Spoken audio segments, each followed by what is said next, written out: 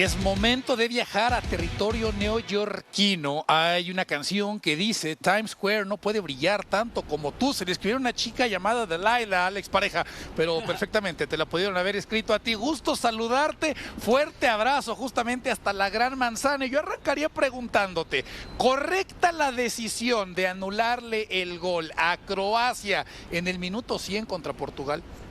¿Qué tal, Toño? ¿Cómo estás? Mira qué escenario más chulo que tengo aquí con todo el skyline de New York City detrás, ¿eh? Es tremendo. Claro que fue justo, porque la tecnología nos está ayudando a que el fútbol, aunque sea por cuestiones milimétricas, pero que sea más justo. Y el chip que lleva incorporado la pelota detectó que, por mucho que hubiera sido por un pelito, pero que había habido un roce en el atacante de Croacia, y por lo tanto el jugador que llega a interceptar la pelota antes de que Guardiola la acabe metiendo dentro del arco, estaban fuera de lugar. Es muy trágico para los croatas, es literalmente por un pelo, porque si el jugador hubiera ido rapado seguramente no hubiera rozado esa pelota, pero al final esto es como estar embarazado, o lo estás o no lo estás, y el chip de la pelota detectó que efectivamente había positivo para Croacia. Hubo un momento donde parecía que el mundo se detenía, el cuarto árbitro levanta justamente donde se anuncian los cambios, Alex, y había un 7 anunciando la salida de Cristiano Ronaldo. El partido todavía estaba empatado. ¿Qué pasa por tu mente cuando ves que Bob Martínez decide decirle a Cristiano Ronaldo: el resto del partido lo ves aquí sentado a mi lado? Pues yo creo que nos quedamos todos como el propio Cristiano Ronaldo, ¿no? Que era un poco recreando el gif ese de John Travolta en Pulp Fiction, de... ¿Yo? ¿Seguro? Estoy seguro, porque además Roberto Martínez había hecho 4 cambios de una tacada para intentar empatar el partido, estaba jugando con 2 puntas, con Gonzalo Ramos y con el propio Cristiano Ronaldo, y cuando empata el encuentro se da cuenta de que necesita más piernas en el centro del campo. La decisión no era fácil, pero era evidente, era lógica. No vas a quitar a Gonzalo Ramos, que acababa de entrar. Tenías que sacrificar a un delantero para meter a un centrocampista, además de despliegue, como Rúben Neves, para intentar poner un poco de orden en el correcalles en el que se convirtió en la segunda parte el partido. Es una decisión lógica desde un punto de vista táctico y sobre todo aséptico, sin considerar a Cristiano Ronaldo dentro del peso que tiene en la selección de Portugal en toda su historia. Sí.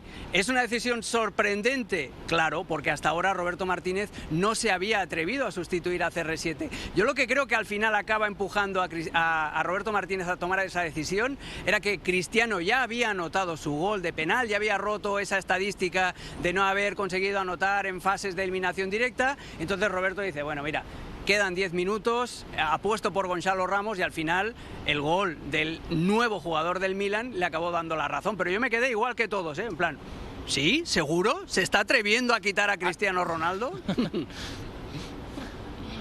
Alex, ¿te gustó Portugal en este partido? Y me atrevería inclusive a preguntarte por un análisis de lo que ha sido Portugal en estos 4 partidos. ¿Se ha comportado como ese equipo que para muchos es candidato al título? No, y todo empieza y acaba en Portugal en Cristiano Ronaldo. Acabo de ver que teníais puesto el mapa de calor de CR7 justo antes de iniciar este análisis. Fijaos que todos los toques de Cristiano Ronaldo, la gran mayoría, exceptuando esa del punto de penal, eran fuera del área. Es que de hecho hoy, y esto lo hemos analizado hace un ratito en Ahora o Nunca, hoy Cristiano Ronaldo, o sea, Portugal juega con 2 delanteros, juega 4-4-2 todo el partido. Fijaos en la posición de Bruno Fernández en comparación con dónde había jugado en los 3 partidos de la fase de grupos. Bruno Fernández hoy juega de segundo delantero, y si vas a las páginas estas donde te enseñan la posición media de cada futbolista, Bruno está más adelantado incluso que el propio Cristiano. Fijaos, acuérdate esa primera oportunidad que tiene Portugal con el centro desde la derecha de Pedro Neto. Es Bruno el que ataca ese centro y es Cristiano Ronaldo el que va buscando el segundo palo. Entonces, no me gusta Portugal, porque creo que con un punta que no tuviera 41 años podría presionar arriba, podría tener un poquito un juego más dinámico, pero la apuesta de la Federación Portuguesa y de Roberto Martínez ha sido pues que Cristiano Ronaldo sea parte importante, si no imprescindible, de este grupo, y con eso van a ganar o van a morir, no queda otra.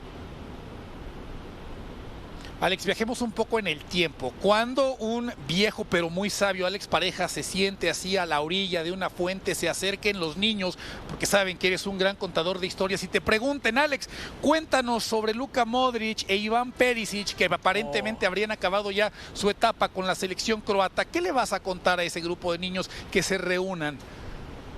Que dignificaron como prácticamente nadie la profesión de futbolista, porque no solamente es la calidad que tienen, sino el dejarse hasta la última gota de sudor y de sangre por la camiseta, por sus clubes, pero especialmente por su selección. Lo de Luka Modric hoy impresionante, hoy en una posición de organizador del juego, intentando abrir espacios con cambios de orientación, incluso con la pierna mala, entre comillas, la izquierda, cambios de orientación perfectos. Y lo de Iván Perisic es tremendo.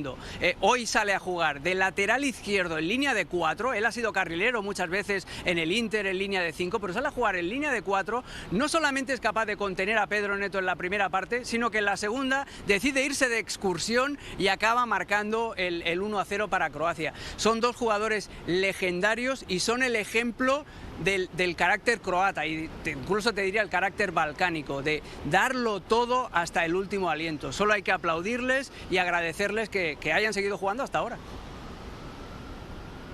Alex, cambiemos un poco el tema, hablemos de España. No ha sido necesariamente brillante, sin embargo consigue el paso a la siguiente ronda. ¿Qué te ha parecido España? Y yo te preguntaría, ¿qué ha pasado con Pedri, que a veces parece ser esa pieza que no termina por saber dónde poner en el once inicial de la Fuente? Es que ese es el tema con Pedri, que de la Fuente, sobre todo en sus 2 primeros años como seleccionador, lo consideraba más como un mediapunta que como un armador de juego. Le daba toda la responsabilidad a Rodri, que él solito se bastaba, para eso era el Balón de Oro. Ha coincidido el bajón de Rodri después de la lesión con el acercamiento a Pedri a la base de la jugada, y todavía no acaba de sentirse del todo cómodo. Hoy sí que es cierto que ha estado mucho más suelto, sobre todo ya con el marcador a favor en España, con conducciones de estas que temporizan, que son capaces de bajarle un poquito la temperatura al juego. No sé si os entra la ambulancia que está pasando por aquí, que no veas el ruido que está haciendo, pero el tema con Pedri es que acaba de hacer clic, pero Pedri es el ejemplo perfecto de lo que ha venido siendo España en este Mundial. Empezó muy flojito y poco a poco se va entonando, y yo creo que esa es la buena noticia para el conjunto de Luis de la Fuente. Hoy España, como en el propio Mundial, fue de menos a más. El primer cuarto de partido fue bastante pastoso, pero luego ya empezó a encontrar triangulaciones, empezó a generar triángulos en las bandas con lateral, extremo e interior, o lateral, extremo y Rodri, o lateral, extremo y Oyarzábal, que jugó un auténtico partidazo en apoyos y luego también en definición. Y entonces es eso, es ir subiendo, pero sí que es cierto que el Pedri de la selección todavía, Toño, no está al nivel del Pedri del Barça. No te preocupes, con lo que hemos escuchado a nuestras espaldas en el Ángel de la Independencia, Alex, esta ambulancia no es absolutamente nada. Ya para cerrar, Alex, ¿qué tan lejos está España, esta España, de la mejor versión que puede alcanzar? ¿Y crees tú factible que logre alcanzarlo de aquí a lo que le resta todavía de participación en este Mundial? Mira, sin desmerecer a Alex Baena, que hoy ha dado una asistencia y ha mezclado muy bien con Cucurella. De hecho, los 3 goles de España, es curioso, pero se fabrican en la banda izquierda, con buenas interacciones además entre Baena y Cucurella. Pero es muy difícil que lleguen al mismo nivel que mostraron en la Eurocopa, porque el juego de España está basado en los extremos. Y Baena es un excelente centrocampista, pero es un extremo discreto. Y Ferran Torres, cuando entra a jugar de extremo, ya sea por la derecha o por la izquierda, pues también le falta la patatita para el kilo.